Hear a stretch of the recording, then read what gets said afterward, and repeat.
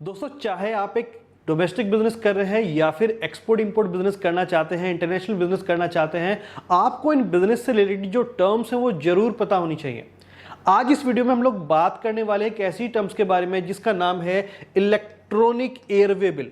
तो electronic airway bill किसे कहा जाता है, क्या इसके मतलब है, क्या इसके यूसेज हैं, आज इस बात को हम लोग डिटेल में समझने वाले हैं इस वीडियो के माध्यम से।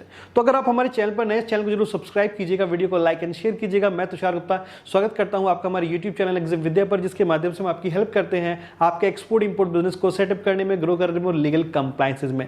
चलिए चलते हैं आगे और जानते हैं इलेक्ट्रॉनिक एयरवे बिल किसे कहा जाता है और इसका प्रैक्टिकली बिजनेस में किस तरह से यूज है और आपको किस तरह से आपके बिजनेस में यह हेल्प करने वाला है।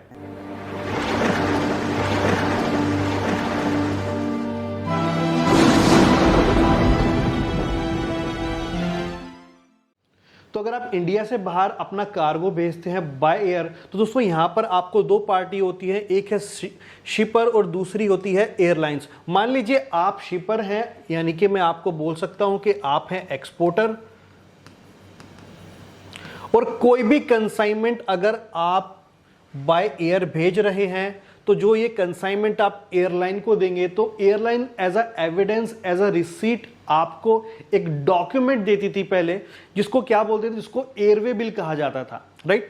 तो अब ये एयरवे बिल इलेक्ट्रॉनिक फॉर्म में आपको मिलने लगा। अब ये एयरवे बिल क्या है, बेसिकली एक लीगल कॉन्ट्रैक्ट है, यानी कि एयरलाइंस आपको बता रही है कि आपने जो कार्गो हमें दिया है हम उसको अंडरटेक करते हैं, और एयरलाइन के बीच में और शिपर के बीच में कॉन्ट्रैक्ट है, और ये कॉन्ट्रैक्ट साइंड होता है बाय द एयरलाइन एंड शिपर। इसमें टर्म्स एंड कंडीशन होती है, फॉर एग्जांपल कितने किलोग्राम का आपका वेट है, क्या चार्जेस लगेगा, डेस्टिनेशन क्या है, राइट। तो ये बेसिक जो कंडीशंस हैं वो सारी की सारी कंडीशंस आपको इस लीगल कॉन्ट्रैक्ट के अंदर मेंशन होती हैं। अब बात करते हैं इसका इलेक्ट्रॉनिक फॉर्मेट की। तो देखिए, इंटरनेशनल एयर ट्रांसपोर्ट एसोसिएशन, जिसे शॉर्ट में IATA कहा, उन्होंने फर्स्टली 2010 में ये जो एयरवे बिल है इसको इलेक्ट्रॉनिक फॉर्मेट में इशू किया, कि उसकी मेन रीजन था कि जो पेपर वाइज वर्क होता है उस पर डिपेंडेंसी को कम करना, खत्म करना। उसके बाद अगर मैं बात करूं 2019 से, तो 2019 से अगर आप बाय एयर कोई शिपमेंट भेजते हैं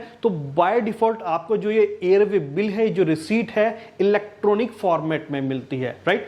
तो आप समझ सकते हैं मेन पर्पस है यहां पर जो पेपर से रिलेटेड जो डिपेंडेंसी है उसे कम करना, उसे खत्म करना। इसलिए ये एयरवे बिल को इलेक्ट्रॉनिक फॉर्मेट में अगर आपको मिल रहा है उसे इलेक्ट्रॉनिक एयरवे बिल कहा जाता है। सो दोस्तों, अभी आपने देखा कि इलेक्ट्रॉनिक एयरवे बिल किसे कहा जाता है। अगर आप इंडिया से कोई भी कार्गो एक्सपोर्ट करते हैं, बाय एयर एक्सपोर्ट करते हैं, तो जो एयरलाइन है वो आपको एक रिसीविंग देती है, एक्नॉलेज देती है। उस एक्नॉलेज को अगर आप इलेक्ट्रॉनिकली मोड में रिसीव करते हैं तो उसे इलेक्ट्रॉनिक एयरवे बिल AWB कहते हैं। अब दोस्तों, इस AWB इलेक्ट्रॉनिक एयरवे बिल के यूसेस क्या क्या हैं, किस तरह से बिजनेस में आपको हेल्प करती है। तो देखिए, सबसे पहला जो यूज है वो है कॉन्ट्रैक्ट ऑफ कैरेज, यानी कि अगर आपने कोई भी पार्सल, कोई भी कार्गो एयरलाइन को दिया है तो एयरलाइन और आपके बीच में ये कॉन्ट्रैक्ट हो जाता है, जिसके अंदर बहुत सारी टर्म्स एंड कंडीशन मेंशन होती है। फॉर एग्जांपल, कितना वेट है इस जो पूरे का पूरा कार्गो है उसका, उसके अलावा क्या प्राइसिंग पर वो लेके जा रहा है, उस डेस्टिनेशन कहां पर है, जो बायर है उसकी डिटेल होती है, सेलर की डिटेल होती है। तो सारी डिटेल इस कॉन्ट्रैक्ट के अंदर मेंशन होती हैं। उसके अलावा दोस्तों प्रूफ ऑफ शिपमेंट होता है। फॉर एग्जांपल, अगर आपने इंडिया से कार्गो किसी भी दूसरे कंट्री के लिए निकाला है और रास्ते में अगर चोरी हो जाता है, आग लग जाती है या फिर कहीं खराब हो जाता है, एक्सीडेंट हो जाता है, तो क्या होगा, तो यहां पर आपका शिपमेंट का प्रूफ है। कल को एयरलाइन भी डिनाई नहीं कर सकती कि उसने आपसे ये कार्गो रिसीव नहीं किया है। उसके अलावा दोस्तों इसमें इंफॉर्मेशन होती है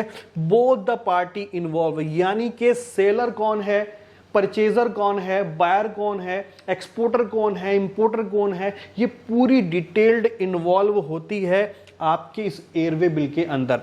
उसके अलावा दोस्तों शिपमेंट करेक्टली रिसीव हुआ है कि नहीं हुआ। देखिए कई बार क्या होता है, मान लीजिए आपका जो ऑफिस है, फैक्ट्री है, वो दिल्ली में है और आपका शिपमेंट जाना है किसी दूसरे पोर्ट से, तो आप दिल्ली से उस पोर्ट तक के बीच में अगर आप शिपमेंट भेज रहे हो, रास्ते में खराब हो जाता है और जो एयरलाइन है उन्हें शिपमेंट डैमेज मिलता है, तो बेसिकली वो उस पर मेंशन कर देते हैं कि जो शिपमेंट हमें डैमेज मिला है, तो यहाँ पर शिपमेंट करेक्टली उन्हें रिसीव हुआ है नहीं हुआ, तो इसका भी प्रूफ होता है ये एयरवे बिल। उसके अलावा दोस्तों कस्टम डिक्लेरेशन में ये काफी काम आता है। कस्टम डिक्लेरेशन का डॉक्यूमेंट होता है, एविडेंस होता है कि इंडिया से आपने कोई भी कार्गो एक्सपोर्ट किया है, तो जब कस्टम क्लियरेंस होती है तो वहां पर भी इस एयरवे बिल की रिक्वायरमेंट पड़ने वाली है।